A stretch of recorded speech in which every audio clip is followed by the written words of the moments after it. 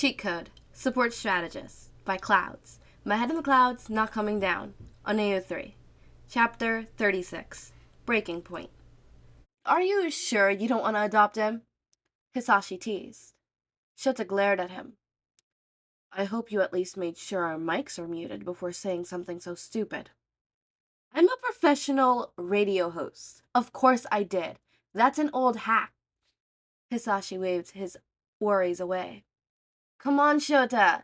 The kid's literally just won the last fight by taking a nap. If that's not your son, I don't think anyone is. He won his fight by confusing his opponent and focusing on his quirk, Shota argued. It was only logical. Hisashi grinned. Exactly. He's logical, just like you are. He already has parents, Shota repeated. And are you forgetting that you would also be his parents in this hypothetical? The way you are describing it, you'd basically be adopting a smaller version of your husband, which would be weird. Nah, he's chaotic enough that I'm sure we'll have fun, Hisashi shrugged. So, still not happening. Kirishima could practically feel the confused rage coming off of Bakugo in waves as they waited for the match to begin. He could relate, at least a little bit. This sports festival hadn't gone anything like how Kirishima had thought his first festival would go when he was growing up. Looking back, it was kind of stupid, but for some reason, he thought that he'd mostly be fighting his classmates in flashy fights that would be determined by who was stronger. It was supposed to be simple, straightforward, and easy to understand.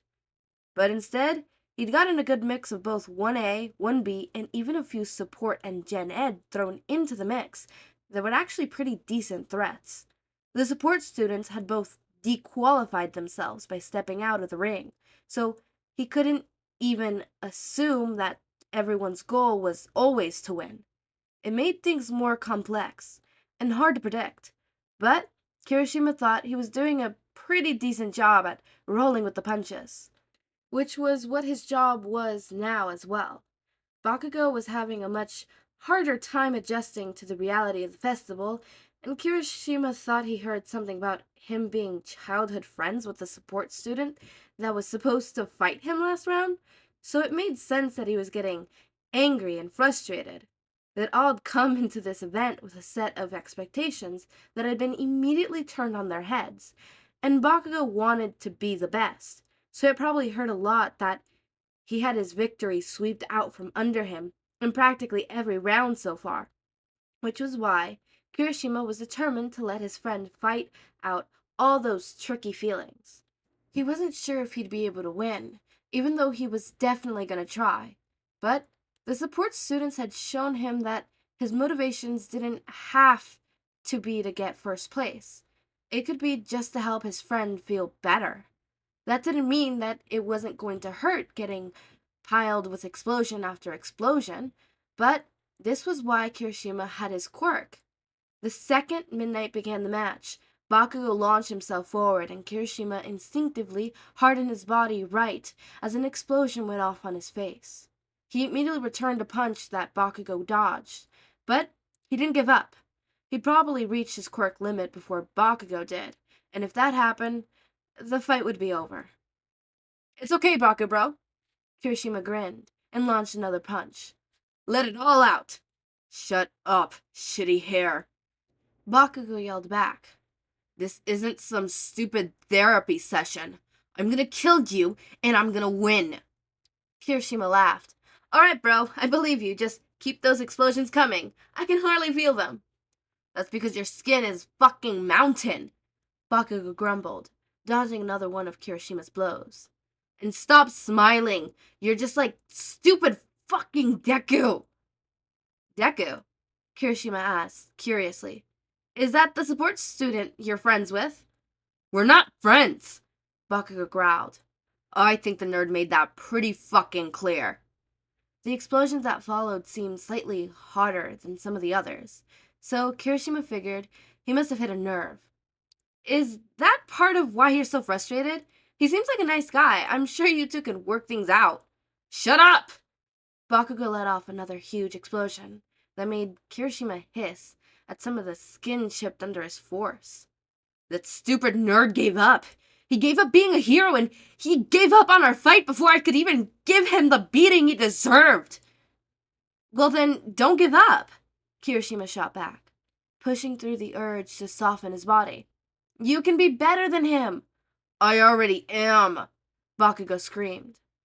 I am, and that's the point. The idiot Deku is looking down on me, and he won't even fight me. I'm a threat, damn it. Fight me. Kirishima rolled his eyes and kept talking, even though he was quickly running out of breath. I am fighting you, Bakugo. Then why didn't he? Every word was punctuated by an explosion, and Kirishima felt his quirk finally give out after only 2. He owed me a fight! The smoke cleared, and Kirishima didn't know how he looked. But, considering the gasp of the crowd, it couldn't be good. He could already tell that one eye was swollen shut, and the place that his skin had chipped away when he was hardened had already started to bleed. You did it, bro. You won. Kirishima smiled and looked up at his friend, unable to really see his expression with only one eye. I hope you feel better. Glad I could help. He could feel his head spinning until he finally gave into blissful darkness. Kirishima is KO'd, Midnight announced. Bakugo advances to the finals! The stadium erupted into cheers, but Katsuki couldn't help watching with muted horror as the Medbots wheeled Kirishima from the field. That beating hadn't been meant for him. It had been meant for Deku. But then Deku had flat out refused to fight him. Kirishima's rage had been growing so much all day that he just needed to take it out on someone. And he thought that with his quirk, Kirishima would be able to take it, but either Kirishima was weaker than he thought, or Katsuki was a lot angrier than he realized. He hadn't meant to really hurt him. Katsuki numbly made his way back into the tunnels. Kirishima's injuries burned into his brain.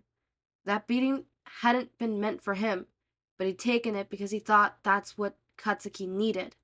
He did need it, but, well, maybe he needed a better outlet. Still no idea how Shinso's quirk works? Kamakiri asked. I almost thought it might be something like verbal response or something, Kendo said. But he didn't say anything to Dark Shadow before taking control of him the last fight. I think the nap has something to do with it, Kodai suggested. He might have a limit of people that he can control before he has to sleep and rest? That would explain why his eye bags are so bad, Tetsubarabar agreed. But then, why wouldn't he do that backstage? He had time between rounds, right? That she-demon from the support probably distracted him, Monoma dismissed. But it doesn't matter. It shouldn't be too difficult to figure out once I get my hands on it. Monoma smirked confidently and reached out to grab the quirks he wanted for the fight. Cherishes wines to help him pull Shinso close so he couldn't steal his quirk. Komamori spores, so that would be a good backup plan just in case he wasn't able to steal brainwashing. And Tetsu steals would be good if it came to hand-in-hand fighting, with the added bonus that he could use it to anchor himself into the concrete so that Shinso couldn't tell him to walk out of bounds. There was absolutely no way he could lose. He confidently made his way through the tunnels and out onto the field, where Shinso was already waiting, a bored expression on his face. Midnight nodded to him, and Monoma tuned out whatever introductions Present Mic gave before the match officially began. He'd show everyone that 1B was the best in the whole school. Begin! So, Shinso raised one eyebrow, still looking influentially bored. You're the 1B guy who thinks he's superior, aren't you? I don't think I'm superior, Monoma laughed. I am superior. It's only a matter of time before I take the perfect little brainwashing quirk and turn it against you. Is it? Shinso asked. Well, I would be looking forward to it if I thought you could actually do it. Monoma snarled and snapped some vines toward Shinso, who, even dodging, looked just as bored as he had from the start. Perhaps the lack of expression was his quirk's limit.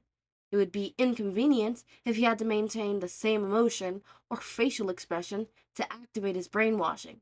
But Monoma wouldn't let something small like that keep him from taking his rightful place on the winner's stand. Shinso was obviously fairly fit, but no matter how many vines Monoma sent after him, he just kept dodging. In frustration, Monoma sent a sprouse cloud of s'mores in his direction, just enough to mess with Shinso's breathing and give him the opening he needed. Sure enough, it took less than a minute for his treatment of his opponent to start running out of breath. Monoma smiled and finally wrapped Shinso in a tight vine from his shoulders down, then stuttered him up and within seconds had to copy his quirk, replacing the s'mores. It was like taking candy from a baby. Well, finally, time to solve the mystery, Monoma laughed. How does this quirk... His copy of brainwashing only gave him a few seconds of warning before his mind started going fuzzy. If he hadn't already copied the quirk, he probably wouldn't have gotten any warning at all. But, as it was, he had barely enough time to harden his body into steel and drive his feet into the concrete before he lost control of his body entirely. Cute, Shinso smiled. But unfortunately not enough. Deactivate your quirk. The vines loosened, and Monoma's skin reverted back to its normal texture as he was forced to let go of his stockpile of quirks. Shinso's hold of his mind just got tighter as Monoma's copy dissipated into nothing more than hopeless whiffs of smoke in his mind. He would have gritted his teeth if he had any control left, but unfortunately, he was nothing better than a trained monkey that could follow orders. Pull your feet from the ground, gently, then walk out of bounds. The rough edges of the broken concrete scraped at his legs, but the pain wasn't enough to really bother him as he pulled himself from the ground and started slowly making his way towards the line. There was a slight, pained expression on Shinso's face as Monoma passed him, like he was having to fight to maintain his quirk, and Monoma felt a brief ray of hope. Whatever move he pulled during his fight with the brainwashing from 1A had made him pass out, so he must still be tired from it. If he could find a way to maybe slow down and stay in the ring for long enough for his quirk exhaustion to set in. Unfortunately, he wasn't having much luck, and he was starting to have trouble focusing on escaping, since the scrapes on his legs were starting to sting. When one of the cuts throbbed and there was a splitting second where Monoma almost felt himself again before Shinso's hold onto him even tighter. Pull your feet from the ground gently. If Shinso hadn't wanted him to be free, then he would have just ordered Monoma to pull himself from the ground. He didn't. He took his time to specify that he did so gently, so that he wouldn't injure himself. Monoma smirked internally and was focused on the pain. Shinso had obviously had practice maintaining his quirk in non-optimal conditions. But if the link was mental, if Monoma was more aware of the pain he was in, that might be enough to strain the link and make it more difficult for Shinso to remain the connection. He heard Shinso let out a sharp breath, and then Monoma's head finally cleared. He cheered in triumph and warred around his feet less than a foot from the line. Nice try, Gen Ed, but you're gonna have to try harder if you want to beat a member of Class 1B. Shinso lowered himself into a fighting stance. I guess we'll just have to do this the old-fashioned way. Monoma laughed as Shinso ran towards him and reached out to steal his quirk again. Now that he had a taste of it, he had no doubt that he'd be able to figure it out quickly and turn his fight around. He blocked a punch to the face by grabbing Shinso's wrist and started to explore the quirk. But before he had the chance to really understand it, his feet were being swept from underneath him. His eyes widened as he inclusively loosened his hold on Shinso's wrist, which turned out to be a mistake because the next thing he felt was Shinso planting both hands on his chest and shoving him as hard as he could. Monoma stumbled, just barely managing to maintain his footing and tense for the next attack. Monoma is Out of bounds, Midnight yelled. Shinso advances to the finals. What? Mineta looked down, hoping that perhaps Midnight had made a mistake. But sure enough, he was just 2 inches away from the line, on the wrong side. He'd lost. Not only he lost to somebody from general education. He growled and let go of Shinso's quirk in frustration. How? Monoma expected Shinso to make some sharky comment, rubbing his win, but to his surprise, Shinso simply turned around and started heading back to the tunnels. What? You're not even going to acknowledge your win? Monoma snarled. Do you really think you're so much better than the rest of us that you don't even mere a snide insult? Shinso looked over his shoulder, raised one eyebrow, almost like he thought the answer was obvious. Then a look of confusion passed over his face briefly before something seemed to click. A smirk slowly made its way onto Shinso's face, but he didn't make any other response before turning back around and disappearing into the tunnels. All right, the lights are off, and we already gave you water, Izuku fretted. Is there anything else we could do? It's just a migraine, Izuku, Hitoshi groaned. I get them all the time, and I overused my quirk against Tokoyami, so it was gonna happen anyways. We're just lucky the blonde kid's an idiot and didn't bother to figure out my quirk after the match. Otherwise, the secret would be out. He's not an idiot, Hitoshi. Be nice, Izuku squealed. He actually got semi-decent grades, and he's at UA, so even that... Hitoshi tuned him out as he felt something cool touch his forehead. He cracked open one eye to see Mei holding some kind of ice pack that was 90% sure she'd only brought in case one of her inventions overheated. Be quiet, Izuku! Mei yelled. Don't you know that too much noise makes migraines worse? But you... Quiet! Mei glared at Izuku until he silently pouted, and Hitoshi couldn't help fight back a small smile as he closed his eyes again and settled back into whatever nap he could be able to get between rounds. Considering that, from what he gathered, his next opponent would be Izuku's bully. He needed every second he could get. Okay, so I am still very much sick. I don't know if it's obvious. It's getting kind of worse, a little bit, because I'm started to notice a little bit of my voice being just a tad bit different. It's not a lot, so hopefully it doesn't get worse. I have a pluggy nose, which is why it also, I feel like that's why my voice is slightly, groggier. I don't know how to explain it. But yeah, onto my notes for the fanfic. Adoption. That's my note right there, adoption. I know Aizawa, I know Ashota said that they weren't going to adopt, him, but like something tells me that they are going to adopt Shinso because I said so, and because laws of physics, the laws of physics states that this next one, oh my god, I just need to talk about Bakugo. Let me go on a rant.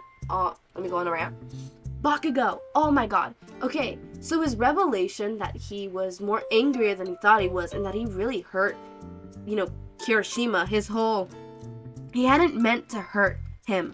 He hadn't meant to really hurt him. Yeah, and the whole, maybe he should find a different outlet. Oh my god, the character development, I am eating it up. And yeah, sometimes people don't realize how bad something is or how bad a bad habit of theirs are until they see the consequences.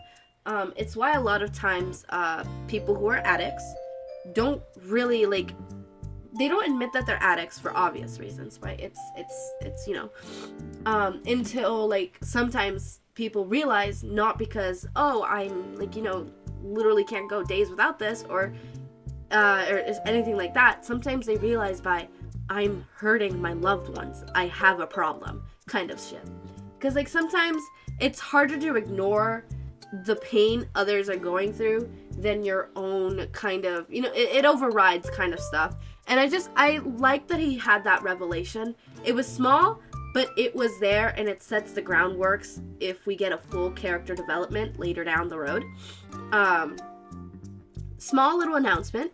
So I got someone to do the My Hero Academia podcast with me. I'm setting stuff up, seeing how I want, because I'm going to do it with another person. I have to see how we're going to record, obviously, because, they're not physically here with me, so they can't just sit here with my good quality mic. I have to see small little details like that, the formatting of the videos, how we're going to do it. I'm probably going to have to force them to watch or rewatch My Hero Academia and then watch season 5 and 6, because can you believe it? He hasn't seen season 5 or 6. I was petrified when I found that out. I was like, what do you mean? And then it turns out he hasn't watched Heartstopper either. I'm just saying. I have to culture them. I'm saying this as someone who's very uncultured. As always, make sure to eat, sleep, drink water, take your meds, have a wonderful day or night. Join our community Discord server, link is in the description. Subscribe to see more of my content. And thank you so much for watching.